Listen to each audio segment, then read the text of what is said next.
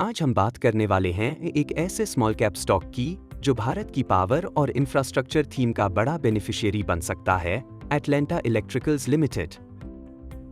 हाल ही में कंपनी ने Q3 FY26 का कॉन्फ्रेंस कॉल किया है और इस कॉल में जो मैनेजमेंट ने बताया है उससे यह साफ दिखता है कि कंपनी अब एक नए ग्रोथ फेज में प्रवेश कर चुकी है। सबसे पहले अगर हम कंपनी के बिजनेस को समझें तो एटलांटा इलेक्ट्रिकल्स एक प्योर प्ले ट्रांसफार्मर मैन्युफैक्चरर है जो 33 केवी से लेकर 765 केवी तक के पावर ट्रांसफार्मर बनाती है। यह कंपनी भारत के पावर ट्रांसमिशन और एनर्जी ट्रांजिशन सेक्टर के बीच में पोजीशन्ड है, जो आने वाले कई सालों तक एक बड़ा ग्रोथ ड्राइवर बनने वाला है। अब बात करते हैं कंपनी के Q3 FY26 के प्रदर्शन की। इस क्वार्टर में कंपनी ने लगभग 472 करोड़ रुपए का रेवेन्यू दर्ज किया है, जो कि सालाना आधार पर 80% की जबरदस्त ग्रोथ दिखाता है। एबिटा भी 120% बढ़कर 91 करोड़ रुपए हो गया है और एबिटा मार्जिन 19.4% तक पहुंच गया है। यह ग्रोथ सिर्फ नंबर की नहीं है, बल्कि यह कंपनी के कैपेसिटी एक्सपेंशन का परिणाम है। पिछले 18 महीनों में कंपनी ने अपनी मैन्युफैक्चरिंग कैपेसिटी को 16,000 MVA से बढ़ाकर 63,000 MVA तक पहुंचा दिया है, यानी लगभग 4 गुना वृद्धि। अब सबसे महत्वपूर्ण पॉइंट आता है ऑर्डर बुक। कंपनी की ऑर्डर बुक अब 2,451 करोड़ रुपए के ऑल टाइम हाई स्तर पर पहुंच चुकी है।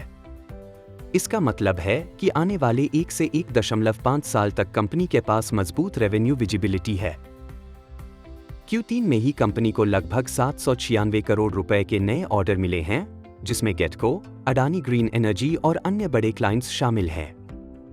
यह दिखाता है कि कंपनी के पास मजबूत क्लाइंट बेस और भरोसा है।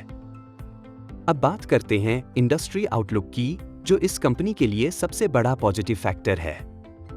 भारत में ट्रांसमिशन इंफ्रास्ट्रक्चर में लगभग 9.6 लाख करोड़ रुपए का निवेश 2032 तक प्लान किया गया है। इसके अलावा EV charging, data centre, green hydrogen और बैटरी स्टोरेज जैसे नए सेक्टर भी ट्रांसफार्मर की डिमांड बढ़ा रहे हैं। कंपनी का कहना है कि हाई वोल्टेज ट्रांसफार्मर यानी 220 केवी और उससे ऊपर के सेगमेंट में मार्जिन ज्यादा होता है और कंपनी धीरे धीरे इस हाई मार्जिन सेगमेंट में शिफ्ट कर रही है। अब बात करते हैं मार्जिन की। एबिटा मार्जिन में सुधार का मुख्य कारण है ऑपरेटिंग लेवरेज, बेहतर प्रोडक्ट मिक्स और स्केल का फायदा। कंपनी का मानना है कि यह मार्जिन काफी हद तक सस्टेनेबल है।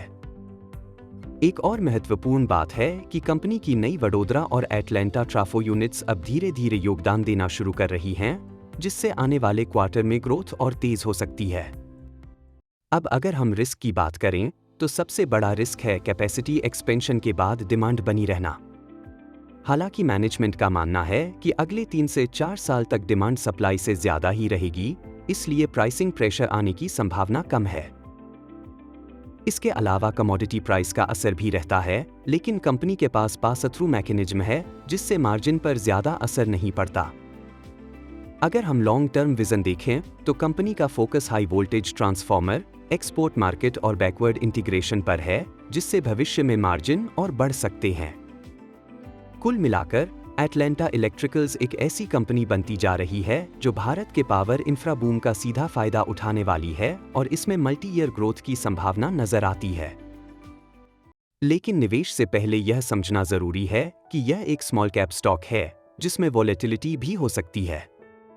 यह वीडियो केवल शैक्षणिक उद्देश्यों के लिए है। किसी भी निवेश से पहले अपने SEBI रजिस्टर्ड निवेश सलाहकार से सलाह अवश्य लें।